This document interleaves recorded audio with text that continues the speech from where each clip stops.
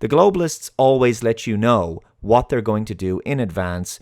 You just have to know how to read between the lines. They want to shift the world towards a particular direction where we will all have our rights and freedoms greatly curtailed, and where they will ultimately have significantly more power and wealth. A neo-feudal system, basically.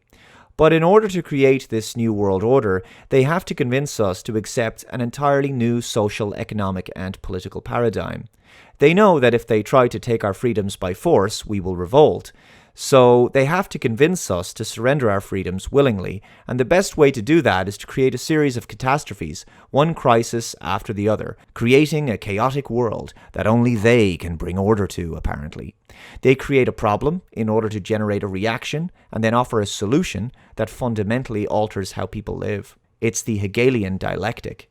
They employ sophisticated propaganda techniques to lull the populace into believing that if we do exactly what they tell us to do, we will be safe from these terrible new threats and crises all around us. This is how they slowly nudge people into surrendering all of their civil liberties and economic sovereignty and independence.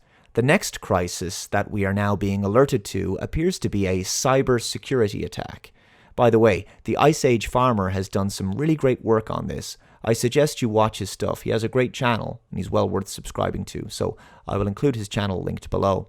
Anyway, with all of that said, Klaus Schwab of the World Economic Forum is now going to warn us about the terrible, terrible cyber attack that he believes is imminent in the future. We all know, but still pay insufficient attention to the frightening scenario of a comprehensive cyber attack. We all know, but still pay insufficient attention. So he starts off by building the false premise that a comprehensive cyber attack is something that people have known is a real threat for a long time, and that the world has been careless and insufficiently prepared for it or something. This is, of course, nonsense. Always be wary of the one who smelt it, because it's very possible they may have been the one who dealt it. Which would bring to a complete halt to the power supply, transportation, hospital services, our society as a whole. The COVID-19 crisis would be seen in this respect as a small disturbance in comparison to a major cyber attack. To use the COVID-19 crisis as a timely opportunity to reflect on the lessons the cybersecurity community can draw and improve our preparedness for a potential cyber pandemic. So this could be the next Hegelian crisis that we're expected to deal with. Power outages due to a cyber attack affecting critical infrastructure and services, such as hospitals. With power cuts and internet outages, supply chain breakdowns would be inevitable. Food shortages will also follow as a result. People would race to supermarkets in massively long social distancing queues, but the businesses would be unable to process their purchases due to internet outages. Looting would become inevitable, and then of course widespread civil unrest would be the perfect excuse for full-on martial law.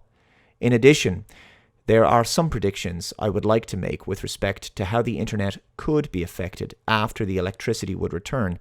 But as my thoughts on that are merely speculation, I will possibly save that for another video. Regardless, as with every manufactured crisis, the cyber pandemic would once again result in the populace losing more and more rights, freedoms, and wealth afterwards. You can expect heavy regulation of the internet, more surveillance and loss of privacy, more government overreach, perhaps a banking collapse, resulting in a loss of personal savings, the collapsing of currencies, of course, and the perfect excuse to force people to give up cash and move to new digital currencies. Old banking systems would be phased out to be replaced with new ones deemed to be more robust and secure, so that this manufactured cyber attack would never happen again. At least, that will be the sales pitch. By the way, you can expect the usual bogeymen to be used as the reason for the attack. They'll blame it on Russia, China, Iran, North Korea, whatever. Already the seeds of the cyber attack narrative are being sown in the media.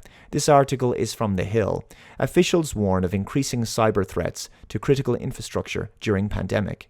Senators and other energy sector officials warned Wednesday that foreign adversaries are continuing to target the US electric grid, noting that the COVID-19 pandemic has only underscored the dangers. The threat of cyber attacks by foreign adversaries and other sophisticated entities is real and it's growing. Senate Energy and Natural Resources Committee Chairman Lisa Murkowski said Wednesday during a committee hearing on cyber threats to the grid. The COVID-19 pandemic has created a unique opportunity for cyber criminals to attack our networks, including critical energy infrastructure. Murkowski pointed to concerns over Russian targeting of the Ukrainian power grid in 2015, and so recently announced indictments by the Department of Justice against 2 Chinese hackers for targeting a wide range of groups, including a Department of Energy site. "We all know the stakes here," Murkowski said. "A successful hack could shut down power, impacting hospitals, banks, gas pumps, military installations, and cell phone service.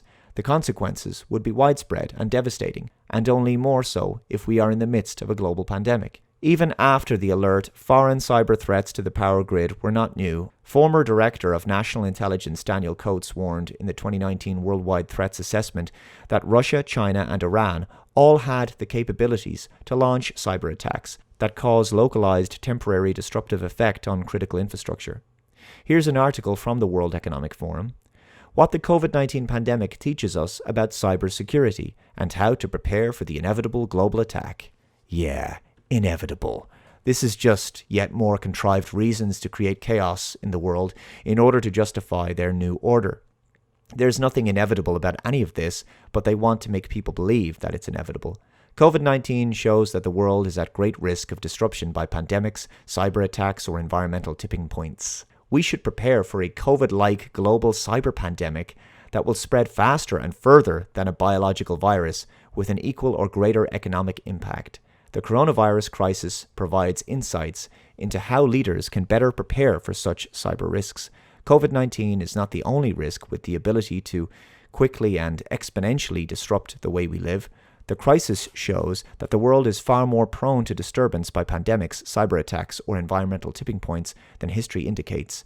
Our new normal isn't COVID-19 itself, it's COVID-like incidents. You know, a paranoid person might believe that someone is trying to manufacture one crisis after another in order to continue to destabilize the world and keep people in a state of constant fear and panic so as to justify more tyranny and control. But those people would just be conspiracy theorists, of course. Who would believe such a thing?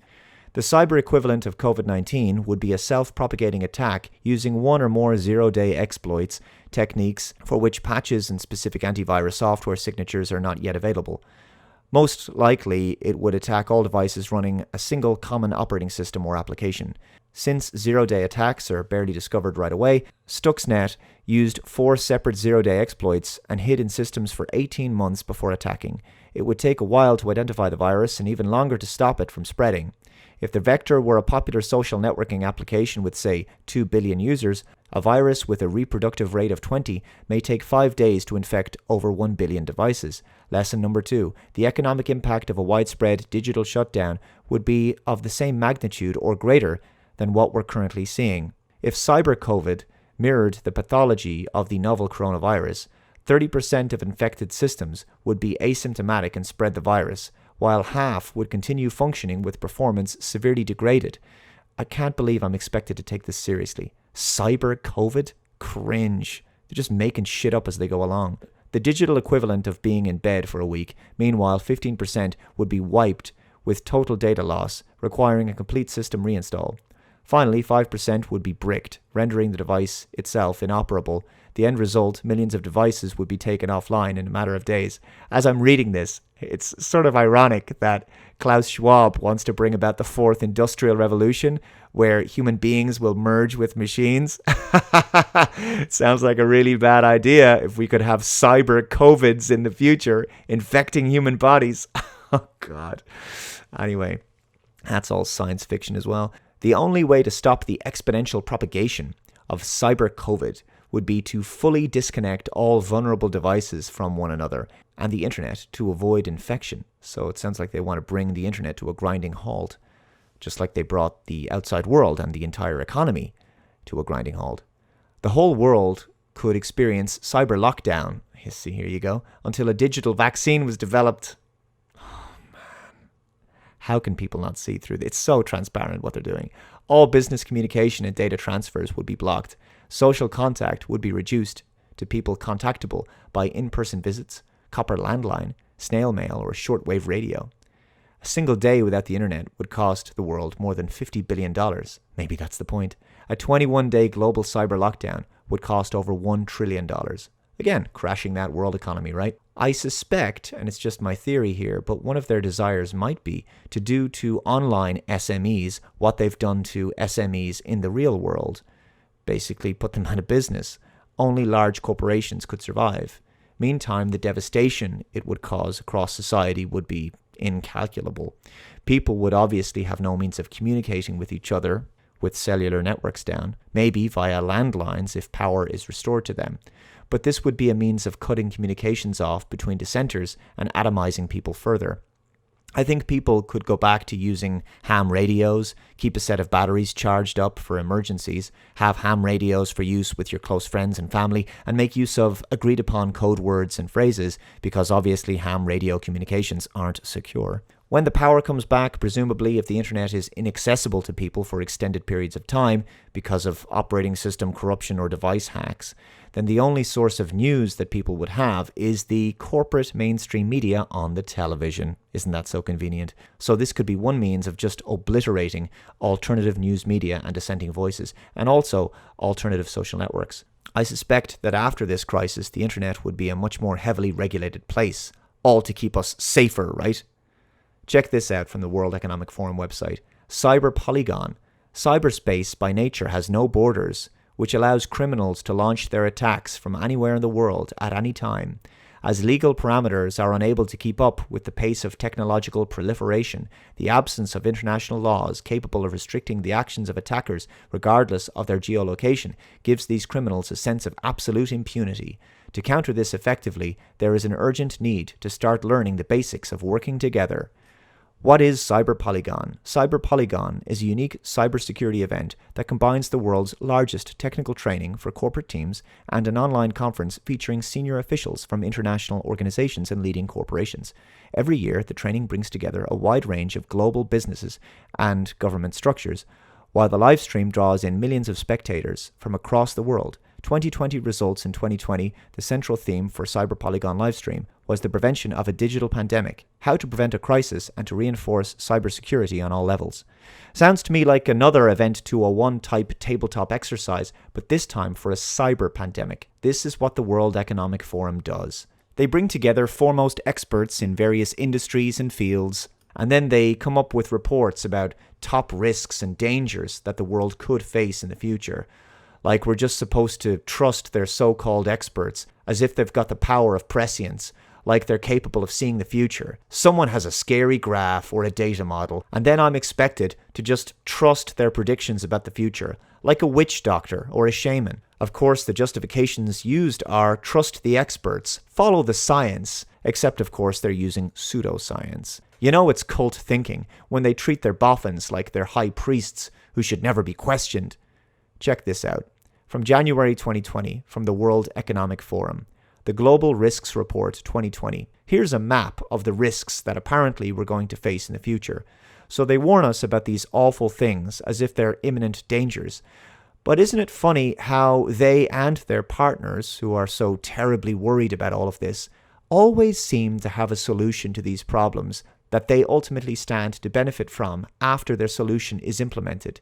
It's all about maintaining control over the masses through fear and terrifying people into compliance. So we got the Global Risks Interconnections Map 2020, and it says, natural disasters, extreme weather, human-made environmental disasters, food crisis, infectious diseases, biodiversity loss, global governance failure, weapons of mass destruction, interstate conflict, illicit trade, terrorist attacks, energy price shock, unmanageable inflation, state collapse, national governance, social instability, fiscal crisis, deflation, asset bubbles, unemployment, adverse technological advances, cyber attacks, information infrastructure breakdown, data fraud, adverse technological advances, Financial failure, it's all there. I mean, pretty much anything you can think of, even water crisis. Now just think about it. In the past, Matt Hancock has just gushed over Klaus Schwab's fourth industrial revolution. Now, a couple of years later, he's in a position as health secretary to implement an economy-destroying lockdown that is being used as the precursor for Schwab's Great Reset. But I'm sure all of this is just a massive coincidence. Now, I think as dark as all of this sounds, there is a great opportunity here to get ahead of this crisis and alert as many people as possible before it happens. I think the globalists behind the Great Reset haven't had it all their own way during this entire COVID Trojan horse campaign of 2020. There's been a few mistakes made over the past few months, and a few of their strategies didn't really pay off. One such example is that of tracing apps, which didn't really gain much traction among most of the general public. I think they were expecting a lot more buy-in to these kind of apps. Likewise, it's rare in the last few months that you hear the phrase contact tracer. That's something else that didn't really develop further. This cyber attack could be a desperate plan B if the current virus narrative begins to lose its cohesion with the public, especially if vaccine uptake remains low. I advise warning people of this in advance, giving them time to prepare. We have to keep exposing how they operate and the tactics they use to hoodwink the general public into complying with their agenda. We also have to let the local enforcers, which is to say our governments, our politicians, we have to let them know that we know who they truly take their orders from, and we know what they're doing. If you want to spot a globalist con job, keep this in mind. If after a crisis that comes out of nowhere, people experience a loss of liberties and privacy afterwards, and life is not supposed to go back to normal, you can pretty much guarantee that the crisis was orchestrated in order to achieve that very outcome. By the way, recently Paul Joseph Watson has been doing some great work covering and exposing the Great Reset, and I thought it was very funny that the World Economic Forum recently blocked him on Twitter. And he says, Davos rattled. That seemed really petty of them to do that. And, well, that made me smile.